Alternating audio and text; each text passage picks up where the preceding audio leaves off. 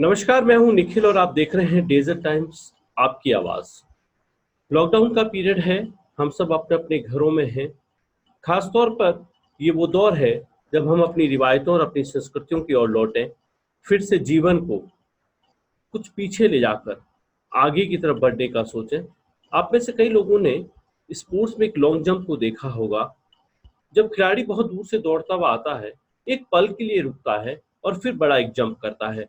दरअसल ये लॉकडाउन वही समय है जब हम कुछ देर के लिए ठहरे हैं और फिर ये देश उसी तरह से कदम ताल करेगा जैसे कि करता आया है।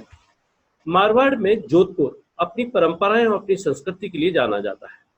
हमने आपको पहले भी बताया था कि ये वो शहर है जहाँ पर गाली दी नहीं जाती, गाली गाई जाती है।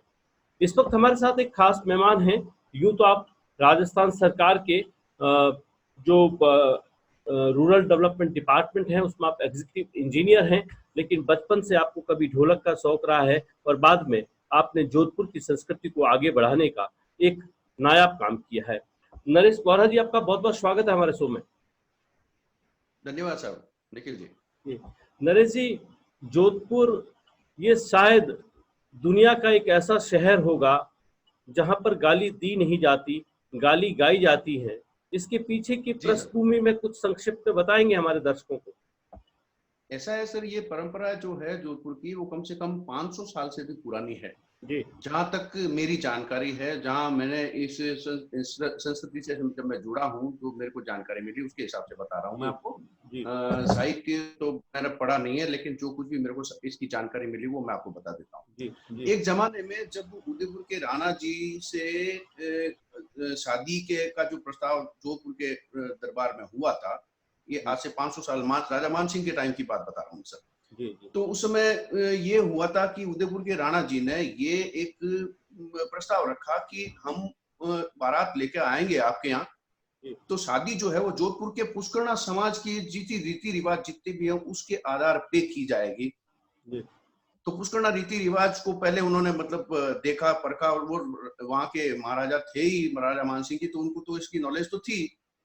तो उन्होंने कहा ठीक है, मंजूर है। मैं तो दूसरी हमारी एक शर्त ये है कि वहां हम जब आएंगे तो एक जोधपुर के जो पुष्करना है वो गालियां गाते हैं शादियों में, तो उसमें गाली जो है वो आप ही लिखेंगे और आप ही गाएंगे।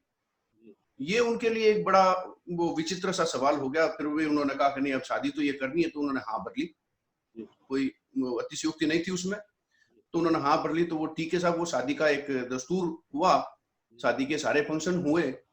एन मौके पे जब ये शादी का दिन नजदीक आया तो मान सिंह जी की हालत खराब हो गई। कब किया क्या जाए, जबकि गाली लिखना बड़ा टेढ़ा काम है और गाना और भी टेढ़ा काम है। तो रानी साहिबा को उन्होंने बताया कि ये इस दुविधा में पड़ गया हूं। तो उन्होंने कहा नहीं नहीं, कोई ना कोई रास्ता निकल जाएगा। तो आपको शायद निखिल जी थोड़ा आइडिया होगा कि अपने जब शादी स्टार्ट होती है तो एक छोटी सी बच्ची पहले विवाह का वो एक संदेशा लेके आती है, जिसको ब्याह क्यावना देना जिसको कहते हैं अपन। ठीक है साहब। तो वो बच्ची जब आई तो उसको पूरे सजी धजी सी आई थी वो, और उसके पूरे गहने पहने हुए थे, पूरे सज धज के आई थी। उसको जैसे ही देखा और मान सिंह जी के दिमाग में एक दो लाइन उभरी, होए ना तू रमूजी वाणी क्यों शर्मावे, नखराली ब्योयण आवे।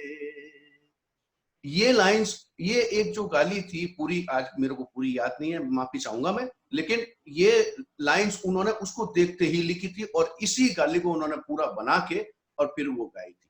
जी, मैं दर्शकों को बता दूं, ये गाली गाने और गाली की जो बात हम कर रहे हैं लगातार, ये दरअसल एक सलील गायन है। जोधपुर की रिवायत में ये गायन बहुत बखूबी तौर पे हर साल वहाँ के जो उत्सव होते हैं उनमें गुनगुनाया जाता है।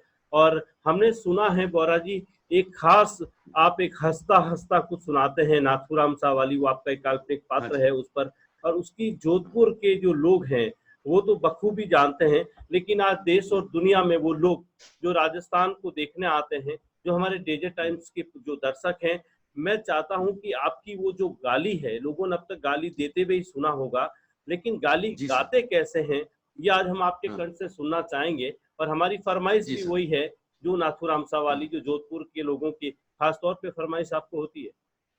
हाँ जी, हाँ जी, जी शुक्रिया। वैसे 2002 में ये हमने मतलब गाली ये लॉन्च की थी, जो जी। पहली बार जब गेयर निकली थी हमारी, तब उसमें ये लॉन्च भी की देखिए थी। कितना, ये भी कितना बड़ी बात है कि गाली भी लॉन्च होती है। कितना मोहब्बत का शहर है आपका।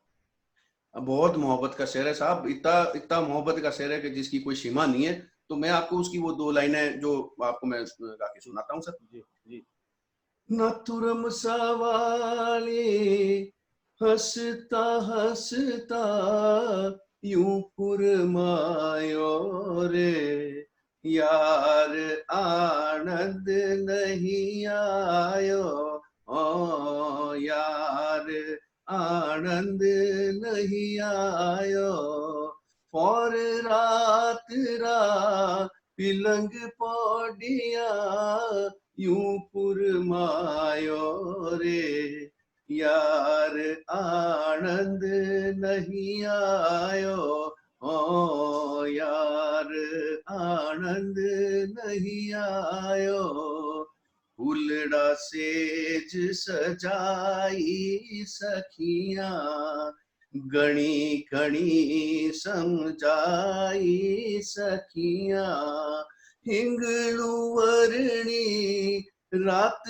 रात भर कौम जगायो रे, यार आनंद नहीं आयो, ओ यार आनंद नहीं आयो, होली पहली पड़ला टोकड़ो, गजब करेला सगी टोकड़ो, जदवा जल्दी जल्दी में ओ मंडोण मंडायो रे, यार आनंद नहीं आयो, आनंद देवण वालो लावो, कोई इचरज वालो लावो, जदक थोड़ो काड सगी ने नरेश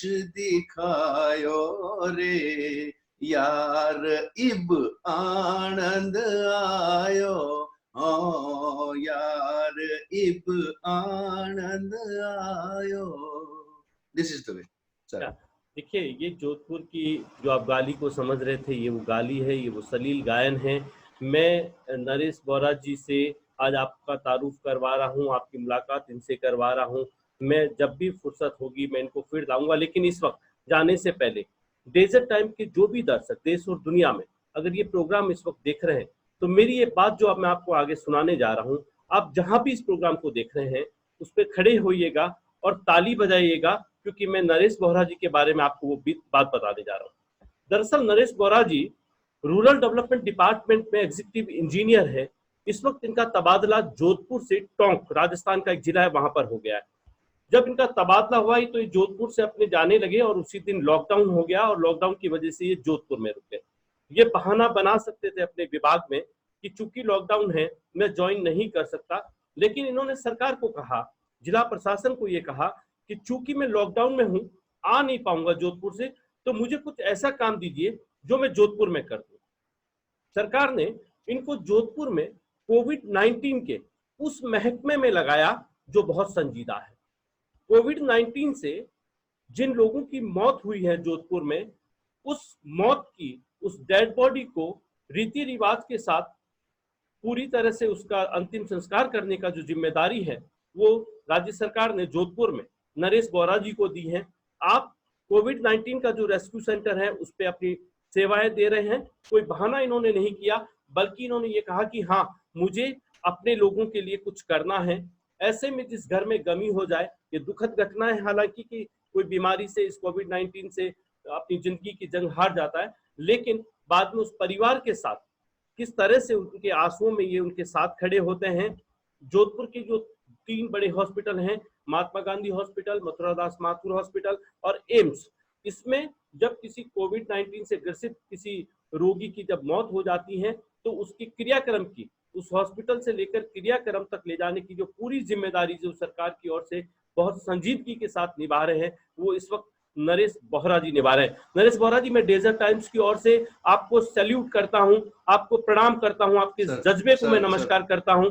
और मैं वो तमाम जो लोग इस वक्त मेरा ये प्रोग्राम देख रहे हैं, राजस्थान में, हिंदुस्तान में या हिंदुस्तान से बात, मैं उन तमाम लोगों से कहूंगा कि एक बार वो अपनी सीट पे खड़े हों, ताली बजाएं नरेश बोहरा जी के लिए, क्योंकि इस तरह के जो लोग हैं हिंदुस्तान का, और ये हम कहते हैं कि हाँ, हमसे है हिंदुस्तान। बहुत बहुत धन्यवाद नरेश जी आपका हमारे साथ इस गाली और आपका जो गायन सुनाने का, और वो जज्बा जो इस वक्त कोविड-19 से जो लोग तनावग्रस्त हैं उनके लिए आप जो संगीत से दे रहे हैं, जिन लोगों के घर में दुख आता है वहां पर दुख पे आप कैसे कंधे से कंधा मिलाकर उनके साथ खड़े, आपके इस पूरे जज्बे को डेजर्ट टाइम सलाम करती है, सल्यूट करती है, नमस्कार करती है। धन्यवाद आपका बहुत बहुत हमारे इस शो में भाग लेने के लिए। थैंक यू सर, और भगवान से प्रार्थना करूंगा मेरे को ये शक्ति दे कि मैं इस कार्य को मैं अच्छे से पूर्ण कर सकूं। जी, thank you sir. Thank you.